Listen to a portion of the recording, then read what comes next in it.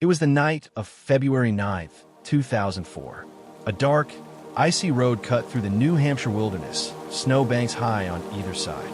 At around 7:30 p.m., a young woman's black Saturn sedan skidded off Route 112 and crashed into a tree. The airbags deployed. A local school bus driver stopped to check on her. She declined help, saying she had already called for roadside assistance, even though records later showed no such call was ever made. Less than 10 minutes later, police arrived at the scene. The car was there. The headlights were on. The engine still hummed in the cold night air. But the driver, 21-year-old nursing student Maura Murray, was gone, vanished into the darkness. In the decades since, her disappearance has become one of America's most haunting cold cases.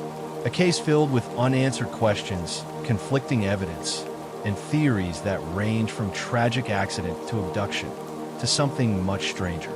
Tonight, we're diving deep into the story of Maura Murray, who she was, the secrets she carried, the night she vanished, and the endless mystery that has refused to let her go. Maura was born on May 4th, 1982, in Hanson, Massachusetts, the fourth of 5 children in a close-knit Irish Catholic family.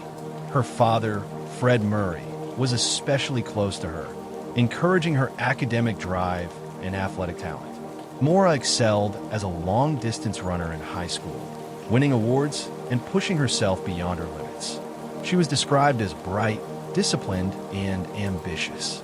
After graduation, Maura enrolled at the U.S. Military Academy at West Point, intending to follow in her sister Julie's footsteps. But after 2 years, she transferred to the University of Massachusetts at Amherst, where she studied nursing. Friends say she was determined, hardworking, but also sometimes withdrawn. She had dreams of becoming a nurse, starting a family, and living a quiet, successful life. But beneath the surface, Maura faced struggles. She had recently been caught using a stolen credit card to order food, a misdemeanor charge that weighed heavily on her. She had also been dealing with relationship stress. Her boyfriend, Bill Roche, was in the military, stationed in Oklahoma. Their long-distance relationship was strained, with rumors of infidelity on both sides. By early 2004, it seemed like Maura's life was under pressure from all directions: school, family, relationships, and the law. Yet, no one could have predicted what would happen next. On the night of February 5th, just 4 days before she disappeared, Maura was working a shift at her campus security job. Around 1 a.m., she received a phone call from her sister Kathleen, who told her about personal struggles she was facing. Maura reportedly broke down crying, so distraught that her supervisor had to escort her back to her dorm. She was described as being in a catatonic state. The following days only deepened the mystery. On February 7th, Maura spent the weekend with her father, Fred, who had come to Amherst to help her shop for a new car. That night, Maura borrowed his Toyota Corolla and drove with friends to a local bar. But on the way back, she crashed the car into a guardrail, causing $10,000 in damage. Fred was upset, but told her it would be fine. The insurance would cover it. Still, for Maura, it was another weight on her shoulders. Then came Monday, February 9th, the day she vanished. That morning, she used her computer to search for directions to Burlington, Vermont, and for lodging in the White Mountains area of New Hampshire. At around 1 p.m., she emailed her professors, claiming there was a death in the family, and she'd be out of class for a week. But this wasn't true. No death had occurred. Instead, Maura was quietly making plans.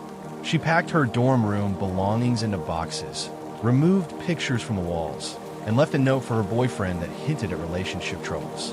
Then, she got in her Saturn and began driving north. By late evening, Maura was deep in rural New Hampshire.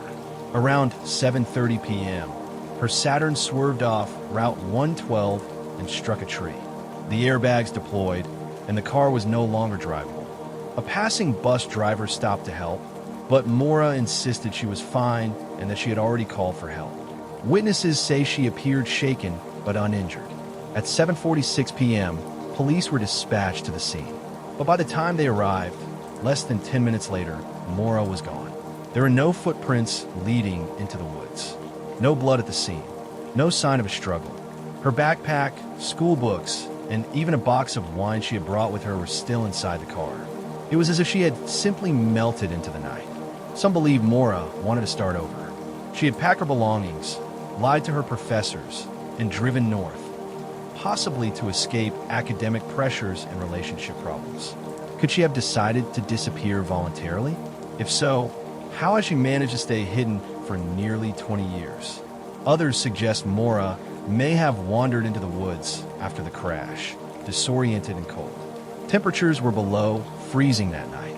Could she have succumbed to hypothermia, her body hidden under snow and mist during searches? But if so, why has no trace ever been found despite exhaustive efforts? The most chilling theory is that Maura was abducted. Some speculate that she accepted a ride from a passing driver, only to meet a darker fate. Others point to potential suspects in the area, including individuals with criminal backgrounds living near the crash site. But no solid evidence has ever emerged. The initial police response has been heavily criticized. Some argue the scene wasn't properly secured, and potential evidence may have been overlooked. Fred Murray, Maura's father, has been vocal in his belief that foul play was involved, and that police didn't take the case seriously enough in its critical first hours. Over the years, searches have been conducted with helicopters, cadaver dogs, and dive teams. In 2019, police even dug up a basement of a nearby home after receiving a tip. But again, nothing was found. Maura's disappearance was one of the first cases to explode online. Message boards, Reddit threads, podcasts, and blogs dedicated years to dissecting every detail.